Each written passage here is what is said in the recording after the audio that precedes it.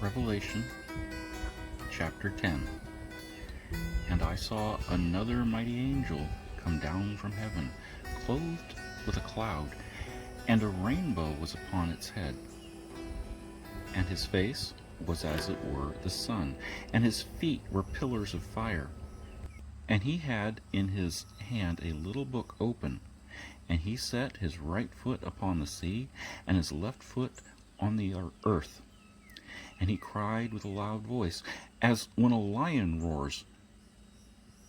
And when he had cried, 7 thunderers uttered their voices. And when the 7 thunderers had uttered their voices, I was about to write. And I heard a voice from heaven saying unto me, Seal up these things which the 7 thunderers uttered, and write them not.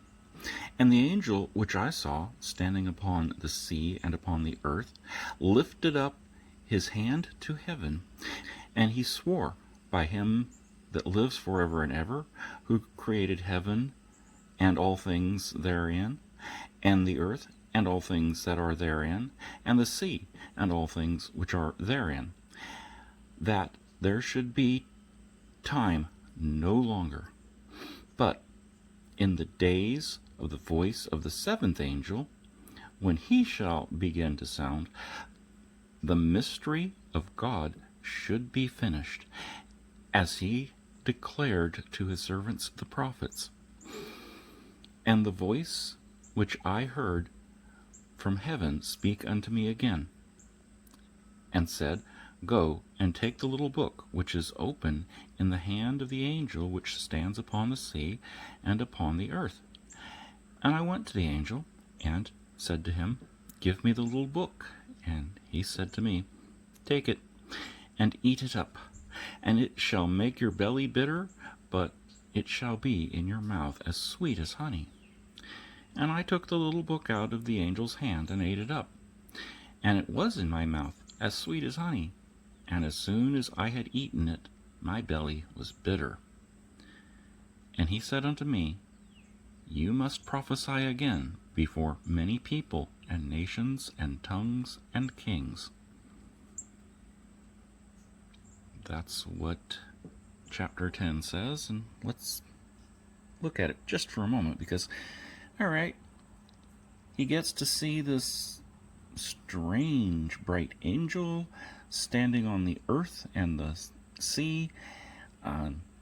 He cries with a loud voice, 7 thunderers, which apparently spoke in some way. And he's not allowed to tell us what he heard. But he heard it, but he's not allowed to tell us. Okay, and then he warns us about the 7th angel, which hasn't sounded yet. And the little book, which was sweet in his mouth and bitter in his belly. Kind of odd. A book has writings in it, it has knowledge.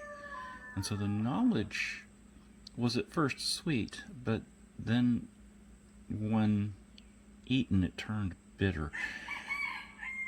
One of the themes that the Bible goes over is some food, spiritual food, is easy to swallow, and some spiritual food needs to be chewed on.